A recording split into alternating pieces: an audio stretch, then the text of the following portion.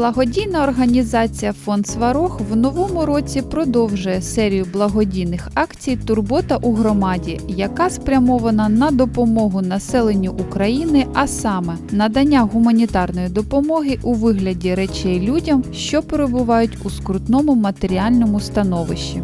24 січня волонтери фонду завітали до села Музичі Київської області. Завдяки підтримці наших партнерів мешканці змогли отримати чоловічий, жіночий, дитячий одяг та взуття. Сьогодні ми переконалися, що те, що ми робимо, дуже актуально і потрібно в наш час.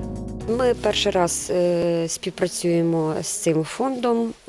Ми бачимо навіть на сьогоднішній день по людям, які прийшли за речами.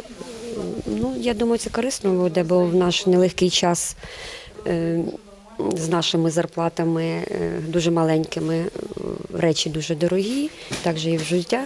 То я думаю, що корисно, я думаю, що ми будемо співпрацювати з фондом «Сварог». Нам привезли гуманітарку, багато дитячого, багато підросткового.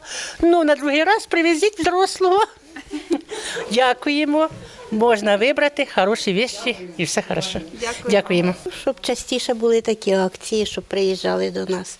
Спасибо, що приїхали.